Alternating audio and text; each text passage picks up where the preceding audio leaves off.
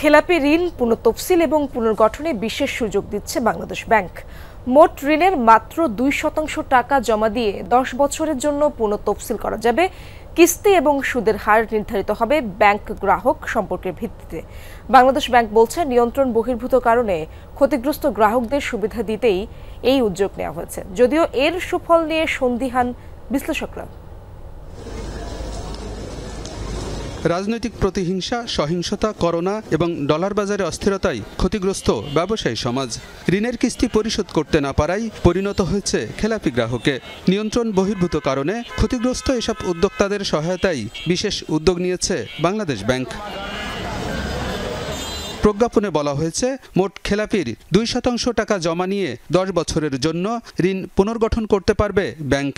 এ সুবিধা পেতে 31 ডিসেম্বরের মধ্যে আবেদন করতে হবে গ্রাহককে, আর 6 মাসের মধ্যে নিষ্পত্তি করতে হবে আবেদন।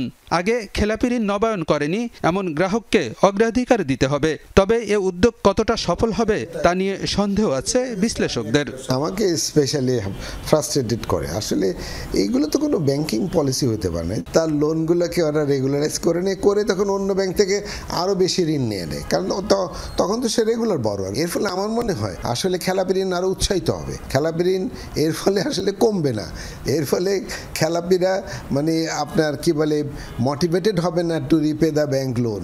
এর ফলে বরঞ্চ খেলাপি ঋণ আরও উৎসাহিত হবে।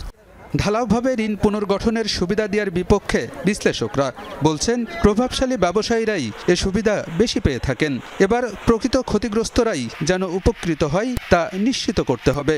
এটা ঢালাওভাবে না দিয়ে যারা নাকি অনিচ্ছাকৃত খেলাপি, যারা নাকি ম্যাক্রো ইকোনমিক রিজনসের জন্য খেলাপি হয়ে গেছে, যারা নাকি র মেটেরিয়াল পায়নি বাজারে, কোভিডের মতো প্রবলেমের জন্য যারা অনিচ্ছাকৃতভাবে খেলাপি হয়েছে, তাদেরকে এই ধরনের সুবিধা দেওয়া যেতে পারে, তাই না? তাদেরকে এই ধরনের সুবিধা দেওয়ার ফলে কি হবে, তারা তখন ঘুরে দাঁড়ানোর চেষ্টা করবে। কিন্তু যারা ইচ্ছাকৃত খেলাপি, সে তো টাকা নিয়েছেই না দেওয়ার জন্য, তো তাকে আপনি যত বেশি সুবিধা দেন সে তো তত বেশি আবার মানে এক্সপ্লয়েট করবে। বাংলাদেশ ব্যাংক বলছে, খেলাপি ঋণ পুনর্গঠনের ক্ষমতা বাণিজ্যিক ব্যাংকের হাতে ছেড়ে দেওয়া হলেও কারা এ সুবিধা পাবে তা ঠিক করে দেওয়া হয়েছে। ইচ্ছাকৃত খেলাপিরা কোনোভাবেই ঋণ পুনর্গঠনের সুযোগ পাবে না বলেও জানিয়েছে বাংলাদেশ ব্যাংক।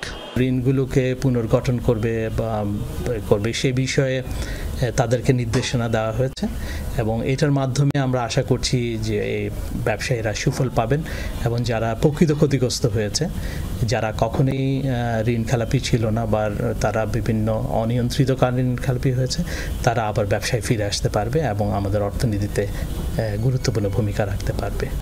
এর আগে ক্ষতিগ্রস্ত ব্যবসায়ীদের নীতি সহায়তা দিতে উদ্যোগ নেয় বাংলাদেশ ব্যাংক। এতে আবেদন জমা পড়ে 1250-এর বেশি, যার বড় অংশই এখনও নিষ্পত্তি করা সম্ভব হয়নি। আলমগীর হোসেন, যমুনা নিউজ, ঢাকা।